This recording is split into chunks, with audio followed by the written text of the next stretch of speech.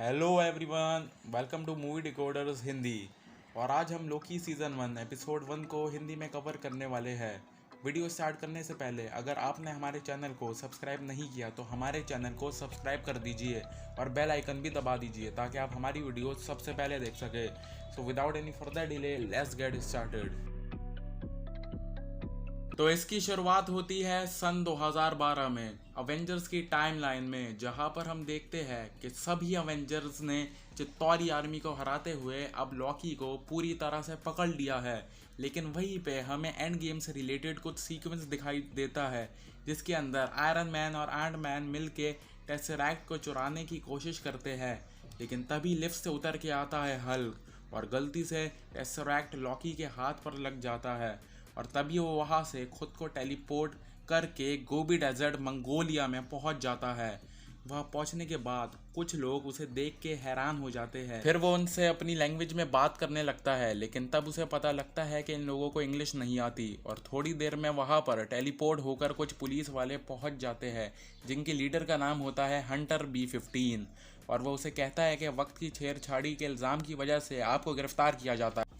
पहले तो लोकी कुछ समझ नहीं पाता कि आखिर ये सब हो क्या रहा है और उनसे लड़ने की कोशिश करता है, लेकिन उनके पास एक ऐसा गैजेट था जो कि समय को काफ़ी धीमा कर सकता था और वही वो शॉट मिला के देते हैं लोकी को, जिसकी वजह से वो काफ़ी स्लो मोशन में गिरने लगता है और अब उसी के साथ उसे कैद करके ले जाते हैं TVA यानी कि टाइम वेरिएंट अथॉरिटी। रिसेप्शन पर एक बंदा बैठा होता है और वो कहता है कि आपके पास जो भी सामान है वो यहाँ पर जमा करवा दीजिए। हंटर ने लोकी के हाथ से जो टेसरैक्ट निकलवाया था वो वहीं पर जमा करवा दिया जाता है और उसके बाद उसे एक लिफ्ट में भेज दिया जाता है। लिफ्ट में एक रोबोट होता है तो उसे देखकर उसे छूने की कोशिश करता है। तो लोकी उसे कहता है मुझे छूने की कोशिश मत करना, ये काफ़ी महंगी एसगार्डियन आर्मर है। तभी वो रोबोट लोकी के पूरे कपड़े लेज़र से जला देता है और उसे वहीं पर ही TVA का यूनिफॉर्म पहना देता है। फिर लोकी को एक रूम में लेकर आते हैं और वहाँ पर जो भी गुना और जो भी चीज़ लोकी ने बोली थी उस पर एक अकाउंटेंट लोकी से साइन करवाता है ताकि लोकी वेरीफाइड कहलाए। फिर लोकी को एक और पेपर साइन करने को दिया जाता है। उसके बाद सीन चेंज हो जाता है और लोकी एक चैम्बर में आ जाता है। चैम्बर में एंटर होने से पहले लोकी से पूछा जाता है क्या आप एक रोबोट है? तो लोकी कहता है नहीं, क्योंकि जो भी एक रोबोट इस चैम्बर में एंटर होगा वो वहीं पर ही जल जाएगा। पर वो एक रोबोट नहीं होता तो इसलिए वो उस चैम्बर में एंटर हो जाता है। इसके बाद हमें एक बड़ी सी लॉबी दिखाई जाती है जहाँ पर अंदर एंटर होने के लिए एक टिकट लेना पड़ता है। वहीं पर हमें एक और आदमी दिखाया जाता है जो बिना टिकट लिए अंदर चला जाता है, पर उसी वक्त उसे एक पुलिस वाला पूछता है कि क्या तुम्हारे पास कोई टिकट है? तो वो आदमी कहता है नहीं, मेरे पास तो कोई टिकट नहीं, और उसे वहीं पर ही पुलिस ऑफिसर उसका खात्मा कर देता है। फिर लोकी के पास टिकट होता है और वो टिकट लोकी पुलिस ऑफिसर को देकर अंदर चला आता है और वहीं पर ही टीवी में एक शो चलना स्टार्ट होता है और वो शो मिस मिनट प्रेजेंट करती है और वो कहती है आज से बहुत समय पहले यूनिवर्स में मल्टीपल टाइमलाइंस हुआ करती थी जो कि एक दूसरे से टकराती थी और टकराने की वजह से वो तबाह हो गई। इस इंसिडेंट के बाद टाइम कीपर सामने आए और उन्होंने प्राइम टाइमलाइन बनाया जिसकी देख रेख करने के लिए TVA को रखा और ऐसे में ही कभी कभार कोई ह्यूमन या एलियन ऐसा कुछ कर देता है जिसे बहुत सारी टाइमलाइंस क्रिएट हो जाती है और मल्टीवर्स वॉर इन टाइमलाइंस के बीच में होना शुरू हो जाती है। तो ऐसे में जिसने भी टाइमलाइन के साथ छेड़छाड़ी की उसको वेरिएंट कहते हैं, जो कि लोकी भी एक वेरिएंट होता है और वेरिएंट्स को वापस अपनी टाइमलाइन में पहुंचाने का काम TVA पुलिस करती है जिन्हें मिनटमैन कहलाते हैं। वही दूसरी ओर जब लोकी के ऊपर एक मुकदमा चलाया जा रहा था तो जज उससे पूछती है कि क्या तुम अपने आप को गुनहगार मानते हो? तो लोकी कहता है कि आप लोग मुझे क्यों गुनहगार ठहरा रहे हैं? आखिर समय की चोरी मैंने नहीं की, समय की चोरी तो टॉनी स्टार्क ने करी और उसी ने ही इन्फिनिटी स्टोन्स को खोजने के लिए समय में आगे पीछे का टाइम सेट किया। मैं तो बस खाली वहाँ से निकल के आया था। जब वहाँ पे वो जज कहती है वो तो एक एहसान कर रहा था और उसने जो किया वो समय को बचाने के लिए किया, मगर तुमने इनका साथ नहीं दिया। तुम तो बस वहाँ से बच के निकलने की कोशिश करते रहे जिसमें टाइमलाइन को तोड़ा और साथ ही इस पूरे टाइमलाइन के अंदर काफ़ी मल्टीवर्ल्ड्स क्रिएट कर दिए। इसलिए अगर तुम अपना गुनाह मानते हो तो हाँ करो, वरना मुझे कुछ और कदम उठाने पड़ेंगे। और तभी वहाँ लोकी अपनी शक्ति को इस्तेमाल करने की कोशिश करता है मगर वो कर भी नहीं पाता और तब हमें पता चलता है कि वहाँ पर यानी कि टीवीए के अंदर किसी तरह का जादू या कोई भी शक्ति काम नहीं करती है।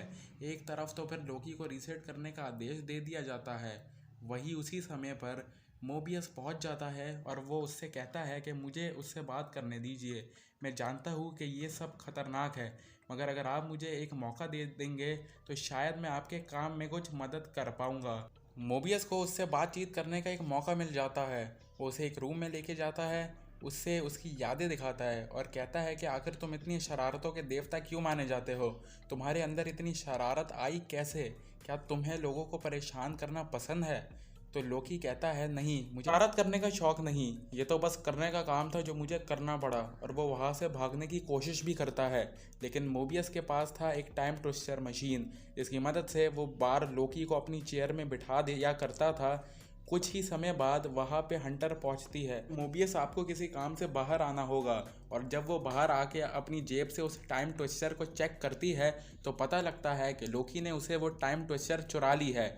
और उसी मशीन को चुरा के लोकी पहुँच जाता है वही रिसेप्शन जहाँ पे उसने टेसरैक्ट को रखा था, और वो शख्स को कहता है कि क्या तुम मुझे अपना टेसरैक्ट वापस दे सकते हो? अगर तुमने मुझे नहीं दिया तो मैं तुम्हें कीड़े की तरह मार दूंगा। अभी हालांकि दूसरी टाइमलाइन थी, तो वो इंसान जिसका नाम केसी था वो समझ नहीं पाता कि आखिर कीड़े क्या होता है और कीड़े की तरह मसल देना क्या होता है। वो उसे टेसरैक्ट दे देता है, मगर तभी लोकी की नज़र पड़ती है उसकी ड्रॉअर में पड़े इन्फिनिटी स्टोन्स पर। तो वो उसे कहता है कि आखिर यहाँ पर ये अहम चीज़ क्या कर रही है? तो केसी बताता है ऐसी तो हमारे पास कितनी सारी, ये तो हम पेपर वेट की तरह यूज़ करते हैं। और तब जाकर लोकी को समझ में आता है कि इन्फिनिटी स्टोन्स का यहाँ जादू नहीं चलता। और अब वो फाइनली हार मानकर वापस उसी चैम्बर में आ जाता है जहाँ पर वो पहले बैठा था, क्योंकि उसके पीछे तो पूरी पुलिस फोर्स लगी हुई थी। अब वो वहाँ पर अपनी यादों को देखने लगता है, जहाँ पर उसे अपनी माँ दिखाई देती है। अपनी माँ की टाइमलाइन देखने के बाद वो पहुँचता है थॉर रैग्नारॉक की टाइमलाइन में, जहाँ वो अपने पिता को भी देखता है। ऐसे करते करते आगे बढ़ते बढ़ते उसे इन्फिनिटी वॉर और एंड गेम के सारे विजन्स दिखाई देते हैं। और जब उसे अपनी मौत दिखाई देती है, यानी कि जब थैनोस ने लोकी को गले से उठा रखा था और वो जब उसकी जान ले लेता है, तो लोकी सोचता है कि अगर ये सब कुछ सच है, ये मशीन अगर पास और फ्यूचर दोनों दिखा सकती है, तो इसका मतलब ये है कि मेरा अंत होना तय है। तो इस बात से वो काफ़ी परेशान हो जाता है और वही बैठ जाता है। और थोड़ी देर बाद में वहाँ पर मोबियस पहुँचता है। तो लोकी पूछता है कि आखिर तुम मुझसे चाहते क्या हो? अगर तुम चाहते तो 1 ही मिनट में मार सकते थे, लेकिन तुम्हें मुझसे चाहिए क्या? तो मोबियस उसे कहता है कि हमें एक आदमी की तलाश है और उसे पकड़ने में तुम हमारी मदद करोगे। फिर लोकी मोबियस से कहता है आखिर मैं उसे पकड़ने में तुम्हारी मदद क्यों करूँगा? तो मोबियस कहता है कि फ्यूचर में वो आदमी कोई और नहीं बल्कि तुम खुद हो, क्योंकि एक लोहा ही लोहे को काट सकता है।